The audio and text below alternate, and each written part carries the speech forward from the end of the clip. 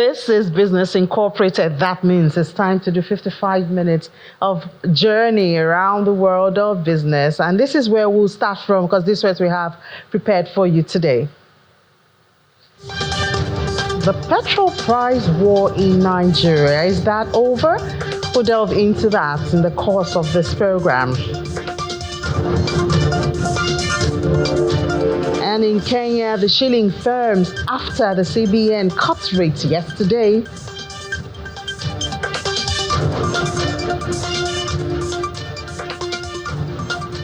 But it's not looking so good in South Africa. Investors are await a State of the Nation address, but the rand is weakening.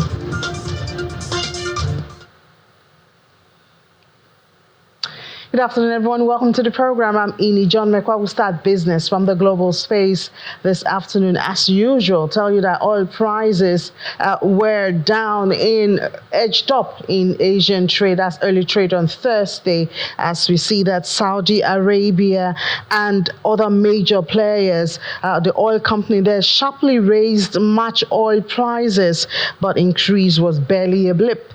Just very small, on the bigger side in benchmark Brent prices in nearly 3 months. The previous day, look at the numbers for this afternoon. 1.5% is what we see, but it's still hovering around 74%. I know someone noted this morning it's still less than Nigeria's benchmark for 2025. WTI of the United States has even lost $1 from about this time yesterday, even though it's gained 2%. It's at $71.23 a barrel, and oil prices have fallen more than 2% on Wednesday as a large build in the United States crude and gasoline stockpiles signal weaker demand, and as investors are weighing the implications of a new round of U.S.-China trade tariff, including duties on energy product. Prices have plunged about 10% from the 2025 highs from January 15 up till now. We've had about 10% drop in the price of crude, and it's all because of the trade war started by President Donald Trump. But still in the global space, looking at metals this afternoon now, it's also higher prices for some of them, but a lot of uncertainty is still hovering around. Spot gold we see unchanged at $2,870.16. US gold is down 0.2%, but safely around the 2,800 level, $2,888.30, while spot silver down $32.26. Platinum is up 0.43% at $983.30, and palladium is also comfortably up 0.5%, $994.17 a barrel. Don't forget that investors are still waiting some data from the United States, jobs data supposed to give clues to the future direction of interest rate, and that's a major one that they are trying to. Investors are also trying not to miss the rally that may be coming up with the data, as they say that their position, because they're happy with returns. We know it's a season of earnings in the United States as well as here in Nigeria, though. Now, back home in Nigeria, the Nigeria Extractive Industry Transparency Initiative, that's NATI, has disclosed that as of August 2024, operators in the oil and gas sector are collectively indebted to the federal government with outstanding liabilities totaling $6.1 billion. According to NATI, the outstanding liabilities were made up of outstanding royalties, taxes, rents, and other collectibles are due to be collected into government offices. Then the agency also reported that Nigeria lost 36.6 million barrels of crude oil in 2022, while 2023 records indicated a significant drop to 7.68 million barrels. A bit of corporate now. UAC Nigeria PLC has released its unaudited financial statement for 2024, showing a revenue of 198 billion naira. That indicates a 64% increase in revenue. Profit is also up. Profit went up 109% at 25.8 billion, while gross profit is at 46.3 billion. Commenting on the results, Group Managing Director Folashope Ayesimoju attributes the outcome to the hard work, skill, and dedication of leaders across the group and their teams.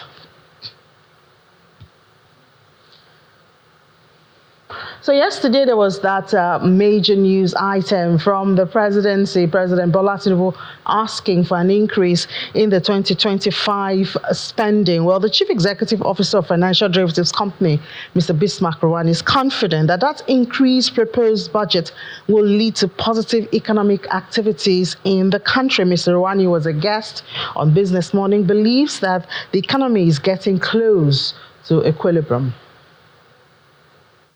So, what does this mean? It means that the economy and the government and the policymakers are in a reflationary mode, and you're trying to reflate the economy, create jobs, and hopefully improve the welfare of the people.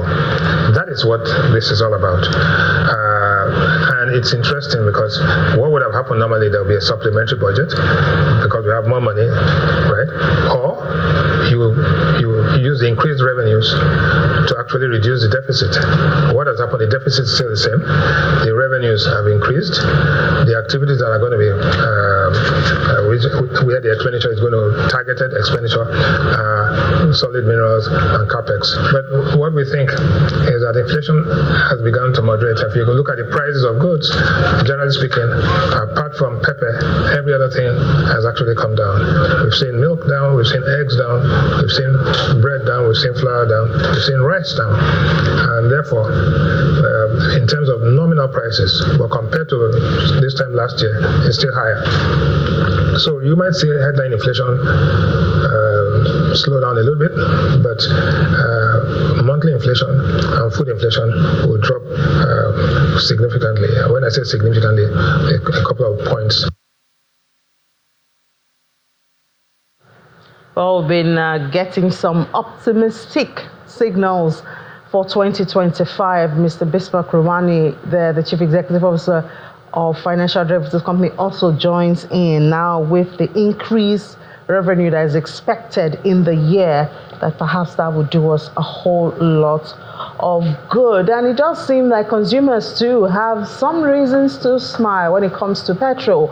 We've been seeing what has been happening there. Some people have tagged it the petrol price war. I wonder if that captures it. The Managing Director of ASCOM, Mr. Adio Ayodele, is here in the studio. Mr. Ayodele, good afternoon. Thank you for your time. Good afternoon. Thank you for having me. Are you one of those joined this tag of petrol price war? I mean, we're all excited that the prices are falling. It leaves us with more discretionary income, and I mean, it's a good thing to see. That's what obviously deregulation promises, that prices, would fall at some point, and it looks like it's beginning to happen, and it's a welcome development, especially because, last year there was so much inflationary pressure, especially on households across the country, and to see that, prices of energy, which forms a major component of our expenditure, is going down. I think it breeds a bit of relief, for us. So it's a good thing. Yeah, but I mean, I think some economists will be quick to say it's not just about price falling. When you talk about deregulation, the price could also increase. so let's not just lose sight of the other side of the coin. You're pretty spot on that the price could also go up, really and truly. But that's why you need, a deliberate policy environment that targets lower pricing, especially for the consumer, especially with the products that, like petrol, that is a major driver of the economy. You need that pragmatic policy environment that ensures that, we keep prices, or we drive prices down, especially creating environments where businesses who are invested in that sector can lower costs, especially with overheads, and then collectively we can see prices, go down, and not a situation where, like you rightfully said, businesses are exposed to such volatility that makes prices go up unpredictably. That's not the kind of business environment we want, because especially petrol is very important. It's a mainstay in the economy, and it's a major trigger of inflation in the country. So if you are able to bring it down, obviously you're going to take away the sting of inflation, and hopefully after 2 quarters, you're likely to begin to see significant decrease in prices of goods and services. So I wanted to ask what government policies, but I remember we're just trying to win ourselves off subsidy, which has done us a whole lot of bad over the decades. But I do remember that Dangote applauded the crude for naira and attributed the drop in the price from there. Others have said, Petrol still fighting the issue of exporting crude that's supposed to be for local refiners. I guess these are the policies you refer to when you talk about policies to help moderate the price of petrol in this case. Yes, you've touched on a very important point, and I think we spoke a bit of this sometime early December, and I talked about the fact that it was important for us to have policy consistency. And it's only policy consistency that will lead to the kinds of outcomes that we want for our economy. And in this instance, lower pricing of petrol, as it were. Unfortunately, what we have seen was that over the December period, you saw the results of the crude for naira deal that was signed between Dangote and the federal government. But as we speak today, there seems to be some sort of a lackadaisical attitude on the side of the NNPCL. Because if you looked at the report from the NUPRC, it appears that the amount of crude that has been allocated to the Dangote refinery for March is just short of 62,000 barrels of oil per day. Now, if you're allocating 62,000 barrels out of what should be 385,000, which was the deal that was agreed, you begin to wonder, because you now expect Dangote to now import the shortfall, perhaps from the United States, which could also now impact on the pricing of the product. Because I can't understand why, at a time where we have ramped up production from 1.3 million barrels of oil per day to about 1.7, 1.8, rather than increasing the supply to our domestic refiner, what we have seen is a significant drop from what should be 385,000 to barely 62,000 barrels of oil per day. And that is not the kind of consistency that we need to see. It also explains why the NMDPRA is being challenged in court as we speak today to stop the issuance of petrol licenses, to marketers, given the fact that there is also a local refiner that is able to meet local demand. We have local refiners, not just Dangote. Exactly. So again, you ask yourself, why in the world are we giving out import licensing? Between October and today, the NNPC has imported close to 4 billion liters of petrol as we speak. In January alone, they've done over 200 million liters of petrol. And you wonder, if we do a simple math, a simple arithmetic here, if the Dangote refinery does an average of 40 million liters per day, and you add the capacity of LMA refinery in Port Harcourt and you add the Warri refinery, it suggests to me that we'll be doing an average of 45 million liters, of oil per day.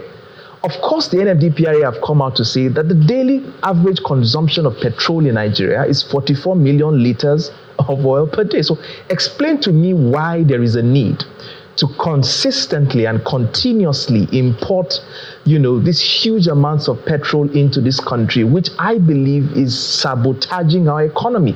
And these are not just my words. These are the words of the CBN governor, who has come out severally to say that 40% of our foreign exchange pressures come from the importation of petrol. So why do we continue to expend scarce forex resources on the importation of petrol when there is clear evidence that we can meet local demand? And of course, the PIA 317, 8 and 9 of the PIA clearly stipulates or restrains the regulator from issuing petrol import licenses, except there is clear evidence that there is, inability to meet demand locally.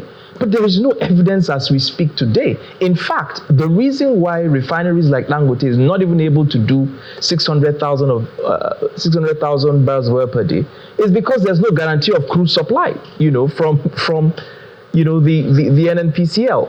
So these are the issues. And except we follow a consistent policy environment, we are continue to follow this topsy-turvy, turbulent kind of policy formulation where today, you're supporting the private sector, tomorrow, it's just a bit funny to me. As the consideration of perhaps it is obligations that have been agreed even before now, could that be a factor? Now, you see, when you even talk about obligations, especially when it comes to crude. Exactly, and I know that you're talking about, some of the swap deals that, the NNPC typically makes. And I know for a fact, that I think even the National Assembly passed a resolution to that effect. And, even the federal government, has also argued that we have to even stop these swap deals where we're taking loans and guaranteeing them, with crude oil. But be that as it may, imagine that those deals were already done when you were producing 1.3 million barrels of oil per day, isn't it? I'm saying now that we have also ramped up production by close to 600,000 barrels of oil per day. So we're doing now, by their own numbers, about 1.6 to 1.8 million barrels of oil per day. So the extra 500,000 barrels on average that we're producing, where is it going to? Why isn't that being allocated to local refiners? And, and when we talk about this thing, it presumes that you're doing the local refiner a favor. But in real sense, first of all, you're bound by law to supply the local refiners first. And secondly, it is just economic, it makes basic economic sense to support local, refining capacity so that you can have energy security and so that you can shore up your foreign reserves. And by extension, you can also get to a point where prices can also begin to come down significantly. Let's not even talk about, the job creation and the backward integration and the value chain, that it also creates. So, on all fronts, it's why I make the argument that this belligerent and this constant, will to continuously import petrol against the PIA, I think it's pure economic sabotage and it has to stop. What do you think are the benefits of the continuous import, as you say? I think it benefits only one class of Nigerians. And obviously, there has to be some sort of an oil, call them a cartel or call them, fat cows in the oil industry. But those are the only people that it benefits. Because if you followed newspaper headlines in the last 1 week, bold headlines on major newspapers saying marketers are jettisoning, petrol that has been imported, and they are trying to go to Dangote to get petrol. In fact, some of the reports say that some of them are even changing the paints on their tankers to go get petrol and leave petrol from Dangote because it's clearly cheaper. So the petrol that you're even importing is not even as cheap as what is produced here locally. And might I add that, the Dangote refinery has also done something very interesting. They've implemented some sort of an equalization fund wherein you can sell the petrol at some sort of uniform price across the country. And that, is music to the ears of marketers because it's also value for the end users who come to buy. They've also reduced the cost of loading the products for them. So, if you look at cost for most marketers, it makes more sense for them to lift from the local refiner here So do you think the consumers, the demand, can balance things out? Because if, as you noted, and I know I heard that story, how some, marketers are changing the color. Exactly. I haven't seen it, but I've heard those stories. If you now have a fact where, or a situation where consumers only head to, where the price is friendly, do you think that could balance things out in that landscape? Well, if you looked at the kind of deal arrangement that the Dangote refinery made with a few petrol stations, and what seemed to have happened was that people went to, because it offered cheaper prices, obviously, and you had a situation where a lot more people were queuing in those filling stations that they had that arrangement. So, basic economic behavior, people are going to queue up to where they are going to get cheaper prices and better quality at the end of the day. And so that makes sense for the consumer. And so that's why I said, if you look at the entire gamut, whether it's in terms of pricing for the end user, which is the consumer, whether it's in terms of, our macroeconomic fundamentals, and I'm talking about reducing the pressure on our forex, building our reserves, and stimulating the economy, all of these things tick in favor in supporting the success of the local players in the sector, one of which is the Dangote refinery, especially when, and I have to go back to this, it is the NNPC that has said that the Warri refinery is working, isn't it? They are the ones who have gone to town to say that the Port Harcourt refinery is working. They've said marketers have also been lifting products from there. Why? And that question needs to be asked. They need to show us a basic arithmetic to show why, if these your refineries are working, why you've been unable to bring prices down, and secondly, why there is this, constant need to import billions of liters of petrol, into this economy, which, like I repeat, goes on to sabotage our economy. Well, I guess the NNPC does have some questions to answer. A lot of questions because, to answer. I mean, you're not the only one who has alleged that there's importation of petrol. At this time, we've had numbers and all of that. So we do hope we will hear their own side of the story. There must be a reason. I hope they explain. There must be a reason. And I know it can't be sabotage because we're all in Nigeria. And if Nigeria thrives, we thrive, we do our business, we make profits and we succeed. But thank you so much for sharing your perspective with us this afternoon. The Managing Director of ASCOM, Mr. Adio Ayodele. Thank you. Always a pleasure to be here.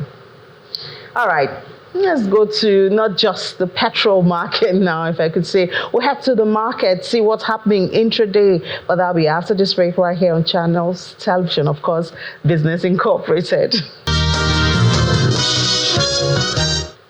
Welcome back to watching Business Incorporated on Channels Television. We'll head to the markets now and see what's happening right there. We see intraday that the NGX is still on that positive move and sustaining the 105,000 that it regained yesterday at the close of trade. 105,462.06. We should have had Ladi tell us what's going on in the market, but I mean, the thing is, most transactions are now virtual, so even Ladi is there at the NGX studio, but he may not be able to get a lot of information. For Johannesburg, it's also positive 0.64% at 87,166.13. Looking at other markets in Africa, Egypt is positive today, thankfully. Beg your pardon, it's in the red, 0.53%, 29,891.99, while for Nairobi has crossed over to 130, and we know they've been struggling, I think, for about 2 weeks now. Went down as low as 127, and then went back to 128 and was there for a bit. So we see that at the close of trade yesterday, it went up to 130, and that should actually be a positive 1.34% positive gain at the close of trade in Kenya. Then we move to the Middle East and see what's happening there. Dubai is positive this afternoon, 5,232.27. As intraday, it had gained 0.26%. Abu Dhabi is on the flip side. It's lost 0.38% at 9,548.43. Saudi Arabia, that's the Tata war, is negative slightly, 0.02%. So I guess it's still safe, 12,411.53, while Qatar is deeply in the red, 0.62% at 10,590.99. We head to the United States now. Stock futures climbed early Thursday after major averages posted back-to-back winning seasons or sessions. Remember, it's still earning season for them, and so with this, and there's a bit of some good news from those numbers from the corporate Dow Jones 0.28% in the green, 45,133. S&P also positive at 6,099.75. And thankfully, we didn't see recovery from Nasdaq. It's been red for Nasdaq since the DeepSeek episode started globally with China. We've seen them being hit. So a recovery for them today, and I'm sure some investors are just taking advantage of that drop in prices, just hopping in there. So they brought that green color to Nasdaq. Now let's head to Washington now. Correspondent Maria Bird, but she has the details of a trade in yesterday. The U.S. stock market showed gains on Wednesday as the Dow Jones was up at 0.71%, the S&P 500 up at 0.39%, and the heavy tech Nasdaq up at 0.19%, as companies like NVIDIA showed gains up to 5%. It is also clear that investors are past what we saw earlier in the week with the trade wars. They still believe that the U.S. economy is a bit stronger, and they're showing this through investing in the stock market. Many will see what will happen as we get closer to the end of Q1 for fiscal year 2025. Thank you, Maria. Let's head to Asia now, see what's happening there. Markets rated higher today, tracking gains on Wall Street. So linked, these two markets, as investors shrug off the week of trade turmoil, and of course, the issue around tariffs seems to be going down a bit, but there's a slew of disappointing U.S. tech earnings, even though we saw that a bit of recovery. But we see Nikkei is up 0.61%, 39,066.53. The Kospi of South Korea also very positive. Hang Seng positive, more than 1% in these cases. Shanghai is positive as well. India lost out in this positive move today. So we see it in the red, 0.3% at 23,625.15. And well, it's more positive for the Asian market today. A bit of calm coming from the White House, spreading to Wall Street and then hitting the Asian market. At least that is what we have seen. But I wonder if we can say that about Tesla sales in Germany. So let's head to Berlin now and see what's happening, because Tesla sales tumbled in Germany, and that's for January. And there are questions whether the company founder, Elon Musk, could also be held to blame for this and this decline. Well, let's get more details on the conversations going on around this in Germany with Chiponda Chimbelu. Hi, Chip. Good afternoon. I wanted to ask if you have a Tesla car, I could visit you and do a ride one of these days. Good afternoon, Eni. I don't even have a car. We have a very good transportation system here in Berlin, and I bike most places, and otherwise I take the train or the tram here. So I'm not a Tesla driver, and the sales like you said there were down 59.9% in Germany last month, and that is of course compared to January last year, and that is also despite the fact that new vehicle registrations for electric vehicles rose significantly last month. But Tesla's market share in Europe's biggest auto market is now significantly smaller. It shrunk to only 4% from 14%. And this trend isn't limited to Germany. Across all of Europe, car sales for Tesla have been falling. In neighboring France, Europe's second biggest car market, they were down more than 60%. Tesla's competitors are overtaking it. And car buyers may, of course, be choosing other models because Tesla's founder, Elon Musk, has been weighing in on politics in other countries, including Germany, of course. And I'm wondering why the perception that perhaps his meddling is affecting the car sales.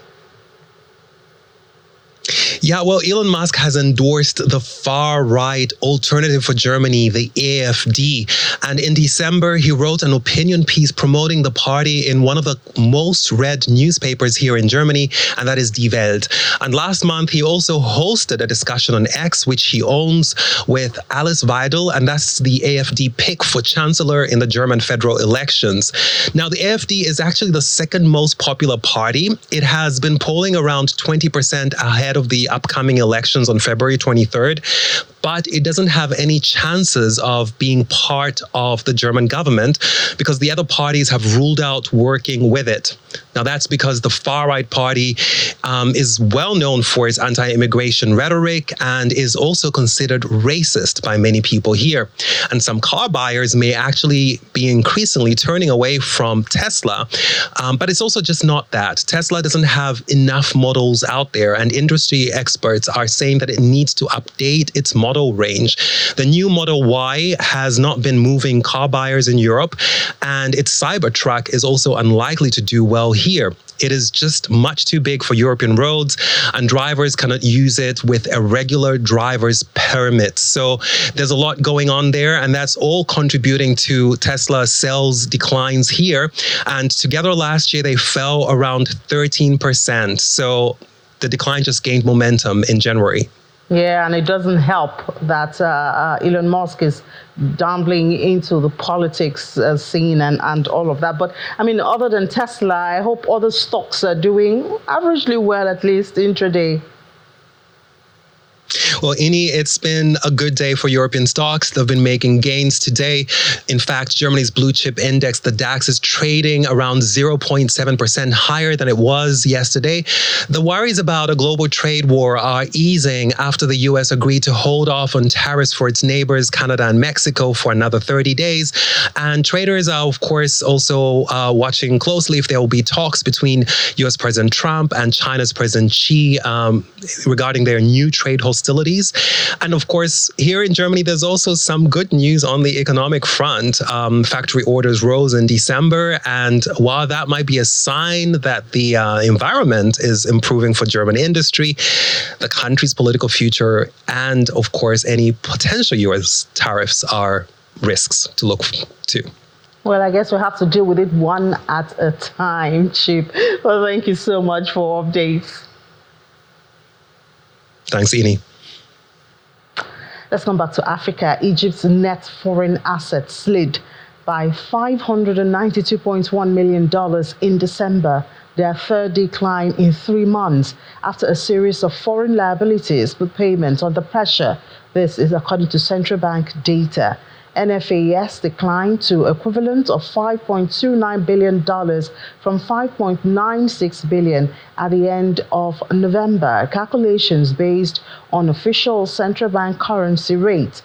The decline followed a $3.25 billion drop in November. Egypt has been using NFIs, which include foreign assets, at both the central bank and commercial banks to help to prop up its currency since as long ago as September 2021. NFIs turned negative in February 2022 and only returned to positive territory in May last year. The country needs to pay dollars in December as Egyptian pound treasury bills held by foreign investors matured at nearly $1 billion in IMF loan repayments, and payment for natural gas imports was due to bankers, brokers, as well as some analysts. Egypt's NFA's position for January is likely to improve following the sale of $2 billion in international bonds. And still in Egypt, the Prime Minister Mustafa Badouli has said that Egypt's agricultural exports reached $10.6 billion in 2024, marking a 17% increase. He adds that the government aims for 15 to 20 annual export growth with expectations of a trade surplus before 2030. He disclosed this during a press conference following the weekly cabinet meeting and notes that Egypt's Purchasing Managers Index, that's the PMI, for non-oil private sector hit 50.7 in January. That's a positive trajectory, and that's the highest level in 4 years and signals improved business confidence and positive economic outlook. Still staying in Africa, let's look at the price of eggs and see what's happening. And in a rare news item, we see that the price of egg is declining, at least here in Nigeria. So we see that it has steadied to about 5,500 to 6,000 for a crate. I hope that's what it is in your area.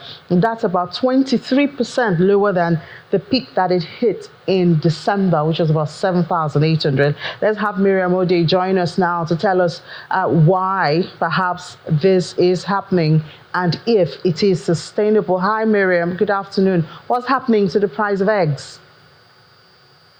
Good afternoon, Ini. Thank you for having me. So yes, we actually saw egg prices peak in December 2024 at about 7,800, which is quite high. And now we're seeing that the prices are declining. And the reason why we saw this peak in December was basically because of heightened festive demand. And now that we're seeing consumer spending and demand declining, it's reflecting in the domestic price of egg. But this is not the only reason why we're seeing this decline. There's also the fact that inputs like maize, which is used in the production of animal feed, we're seeing the price of maize actually come down too. And to give more context to this, in November 2024, 100 kg bag of maize was actually going for 60,000 naira. And now the same bag is going for between 55 to 58,000 naira. So obviously, poultry farmers have factored in this price decline into the price of egg in the market. But if we're talking about going forward, do we still expect to see egg prices continue to decline? Most likely, and this is because of the seasonal egg glut during this period. Even the Poultry Association of Nigeria has recognized that between February and May of every year, we see significant egg glut, which is basically an overproduction or oversupply of eggs. And when there's excess supply, prices are likely to taper or move downwards. So that's what we expect. Yeah, but we haven't seen the price of chicken decline. Why the inverse relationship? It's very rational, actually, to expect that since eggs are gotten from chicken, their prices would move in tandem. But we need to remember that these commodities, that's chicken and egg, both have different levels of perishability, with eggs being more perishable than chicken. And we see that in cases where goods are highly perishable, most producers would be more than willing to adjust its price on like commodities that are not that perishable like chicken. So that's why we're seeing consumers more willing to reduce the price of eggs than to reduce the price of chicken. Yeah, but there's also the fact that if we look at the production times between both chicken and eggs, we see that chicken actually takes has a longer production time. We see that broilers, which are 29 weeks for them to mature. Meanwhile, layers, one egg every 24 to 36 hours. So that's 4 to 6 eggs per week if we're counting. And if we look at the time span, that's 9 weeks, you might get 54 eggs for only one broiler. So the limited supply of broilers, which is the chicken used for meat, is affecting its price. And that's why we can see sometimes chicken prices go up, meanwhile egg prices are still declining. Yeah, so the volatility is still there, and it doesn't sound like this decline in price of eggs is sustainable. The decline in the price of egg, like I mentioned before, this is February period, and even the Poultry Association of Nigeria has mentioned that February to May, there's significant egg glut, so there's going to be overproduction of eggs. And this overproduction is going to keep egg prices lower during the period. All right, Miriam Ode, thank you so much. Analyst with Financial Derivatives Company. Thank you for giving us a bit of good news this afternoon. Thank you for having me. All right, let's head to South Africa, where the National Coordinator of Mining Affected by Communities United in Africa, Meshach Mbagula, is urging the South African government to recognize and support artisanal mining. He argues that formalizing the sector could create thousands of jobs, especially in rural and mining-affected communities where employment opportunities are limited. Our correspondent, Innocent Semusa, filed in this report. While the mining indaba is underway in Cape Town, members of the mining affected communities United in Africa, Makua, took to the streets of Pretoria, marching to the Department of Mineral Resources under the theme, Nothing About Us Without Us. The demonstration brought together hundreds of affected community members who delivered a memorandum of grievances to the department's offices in the capital. About issues of artisanal miners not benefiting, pollution, and unemployment. So we're saying here we want to see the artisanal miners, Zamazamas, being formalized and be able to contribute to the economy of the country and be able to put bread on the table. Not having so-called investors who are coming to loot minerals without benefiting us and taking them to the Western countries. We are here to make sure that those voices are being heard. Meanwhile, some are demanding the resignation of South Africa's minister in the presidency, Khumbudzo Ntshavheni, following her recent remarks that the government will smoke out illegal miners. As the minister in that office expressed herself in the most callous manner that shows a most brutal disregard for the lives of these miners. So we say that he must resign. We say that she must be accountable if she was directly in particular for the approval and also for some decision that led to the death of these miners. As South Africa grapples with the challenges in its mining sector, communities affected by mining continue to demand recognition, support, and a seat at the table. With calls for policy changes and ministerial accountability growing louder, the question remains, will the government heed their demands? For now, Makua and its supporters say their fight is far from over. From Pretoria, South Africa, Innocent Samos, Channels Television News. Still in South Africa, the rand weakened early today as investors are focusing on President Cyril Ramaphosa's national address for clarity on the country's economic and political policies. As at early this morning, about 6:41 a.m., the rand traded at 18.59 against the dollar. That's about 0.3% weaker than its previous close. The president will deliver around 5 p.m. The annual State of Nation address is the first under his coalition government, which will provide investors some clarity on economic reforms and the country's approach to structural challenges. Analysts say although SONA, that's the address, has traditionally not been a market-moving event, this address could be different. Highlights may be economic reforms on the way, which are key to removing the country from the Financial Action Task Force grey list and stabilizing the fiscal side. East Africa now, Kenyan shillings flattened slightly on Thursday, and traders say they expect it to gain further around the coming days, helped by dollar inflows from investors buying government bonds. As at about 7 a.m., commercial banks quoted shilling at 128.8 to 129.8 for a dollar, compared to Wednesday's close of 129 to 30. Meanwhile, the country's central bank cut benchmark interest rate to an almost 2-year low as Benin inflation allowed it to prop up its stuttering economy. The Monetary Policy Committee lowered the key rate to 10.75 from 11.25, and the governor has shared this statement with investors. But still in Kenya, business conditions seem to be improving rather sluggishly, and that's according to latest Stanbic Bank Kenya Purchasing Managers Index. The index recorded a score of 50.5 amid sustained higher commodity prices in January. A PMI score below 50 we know marks a slowdown in business activities, while a reading above 50 indicates progress. Business conditions are improving rather sluggishly, and this is the latest report looking at the economy of Kenya. And in December, the score stood at 50.6. The index is data collected from purchasing or inventory managers in businesses with major focus on manufacturing, which is a key sector that determines economic performance. These numbers reveal businesses are still cautionary about what the future holds. Now let's head to the NGX studio over there in Marina where Ladi is, and I think he does have, I don't know if being in the studio, Ladi, will give you green numbers this afternoon, or I mean, you don't trade crypto at the NGX. Nah. No trading of crypto here, but we know other exchanges in the world. Some of them have Bitcoin ETFs and they trade stocks that are related, to Bitcoin. But who knows? At some point, maybe Nigeria might do it first. When it comes to that, maybe we might be the first to launch a Bitcoin ETF at some point. Fingers crossed. We'll see if that's going to happen.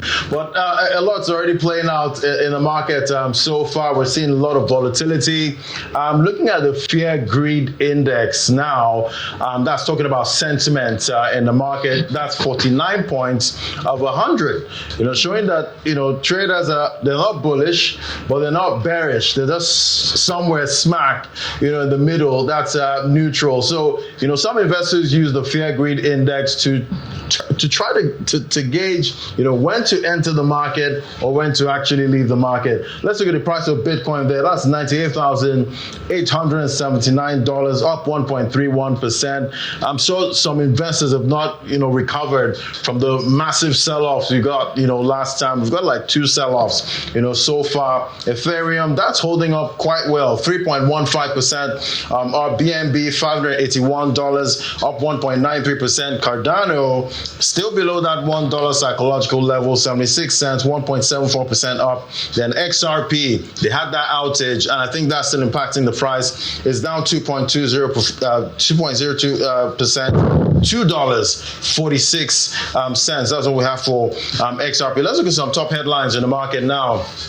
JP Morgan Chase, that's the American multinational financial services firm, they're forecasting that institutional investors are going to be on the sidelines in the crypto market for 2025. We know how analysts and investors are always looking out for what the whales are going to be doing, the institutional investors. So they're forecasting that most of these multinationals will stay on the sideline.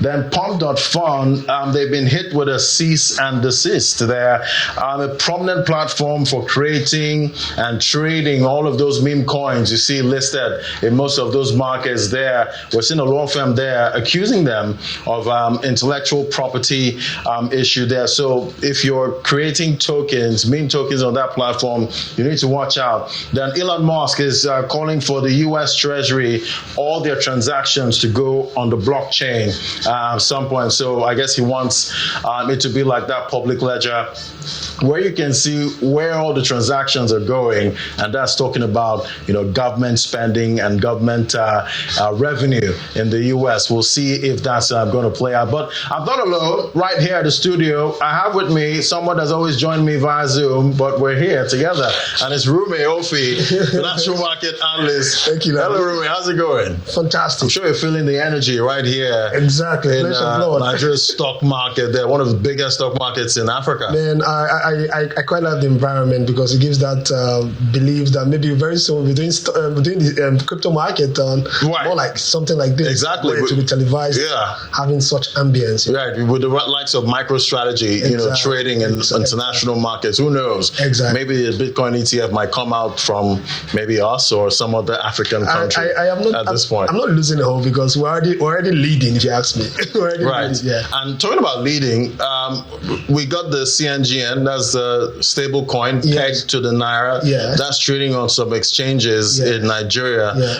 Right now, is that a good thing for most investors here? How are they seeing that? I think it's a very fantastic development here in Nigeria now because for the first time you see that government is supporting, because if you say there's no influence of government involved, we haven't seen this being as a success story. The CNGN issue has been for a while now. I think about 3-4 years now before the approval is here. So I must give it up for. So some of our viewers might not understand, what a stable coin is and what CNGN means, being a currency that's pegged, to the naira 1-to-1, just like USDT. Can you break it down for them? Yeah, so stable coins are actually cryptocurrencies that are 1:1 backed by a particular currency. The most popular one is the USDT Theta.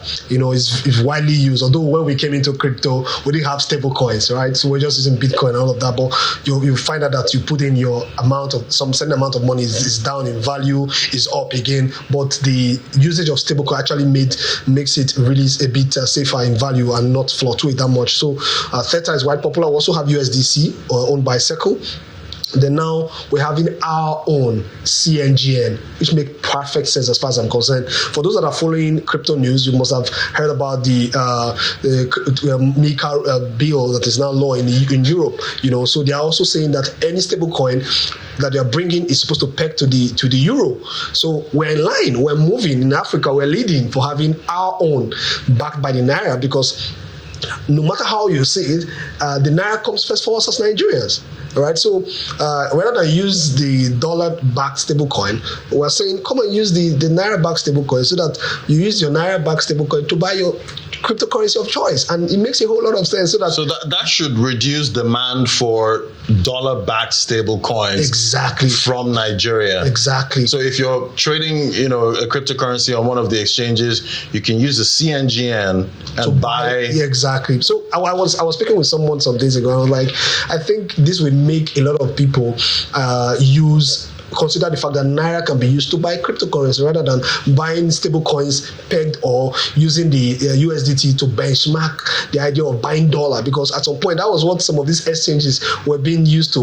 Want to go and check rates, we'll go there to check. But now that we have CNG and our naira backed stable coin, it's just a matter of saying I want to buy naira to buy a cryptocurrency rather than going to buy USDT, which stands for the dollar, to buy your cryptocurrency. So because that's like importing. Exactly. So why should I be going through all of those hassles where I could just buy CNG and buy my favorite cryptocurrency? So it makes a lot of sense. So Nigeria is leading Africa again in the crypto world, and I'm really, really excited. But the exchanges that are listing the CNGN right now, they're more of Nigerian exchanges. Yes, indigenous exchanges. So, but we don't have, the international ones like the likes of Binance, Bybit. We don't have those ones listing CNGN yet, but do you see that happening? So I think I also like the fact that things are going this way. The exchanges that actually have listed, Butcher and Quidax, are the only exchanges in Nigeria that has the license to operate here. So automatically, if they have the license to operate, obviously they're going to use the ones that are supposed to be able to use the CNGN, which is the stable coin backed by naira. So the others that are not using it, it's assumed that they don't exist in our soil here in Nigeria. So when they get the license, I'm very sure that they're going to have to maybe that could be added into the regulatory framework that the SEC is actually looking at to update as time goes on, and it makes perfect sense. So buy Nigeria, crypto Nigeria, and stablecoin Nigeria. Sometimes when I think about stable coins, it amazes me how it's able to match the exchange rate in most of the markets. Definitely is going to mirror the exchange rate to the US dollar. And, with it being on the blockchain, sometimes I'm wondering how quick is able to match up, with what the going exchange rate is. So for the CNGN now, if the naira is trading to the dollar at 1,600, then CNGN will match that. Exactly. I think I love what has really happened in recent time. I don't know if a lot of Nigerians are noticing the fact that our naira to the dollar exchanges is not fluctuating so much. Yeah, we don't have wild swings. Yes, like 20, 30 naira, 100. So you see it relatively moving, and I think it makes perfect sense to have a stable coin that way, rather than you see, because if it is really volatile from the naira end, the stable coin would be very difficult to be able to manage. But I know these are the first stages. It's going to be we're going to grow gradually. And I believe that a lot of people in this industry are young people, so they should also consider the fact that we're just starting as an industry in this country, and over time we'll grow. And I believe the authorities, the government should also empower us to build an industry that absorb a lot of young people to thrive all around the world. There are a lot of Nigerians doing a lot of things in this industry. A couple of them are going out because of the fact that regulation is not the way it ought to be. But now I think the Minister for Tech and Information and Technology should also think in that direction. The SEC also should think in that direction. NIDA also should think in that direction, so that people should start coming. Nigerians should start saying, okay, enough of all of this scary movie. We are now home to do our thing and make Africa proud. So it's all about boosting investor confidence. Exactly. At this point. Well, so much to look out for with the CNGN. Maybe at some point, international payments, international settlements. We'll see how the CNGN malls and all for all of that. Thank you so much. It was great having you here, Rume Ofi. Life and direct. Always on Zoom, but here at the studio. Thank you so much. All right, so that's how the market is looking. I'm going to be handing things over back to Ini John McQuarrie at our studios right there at headquarters.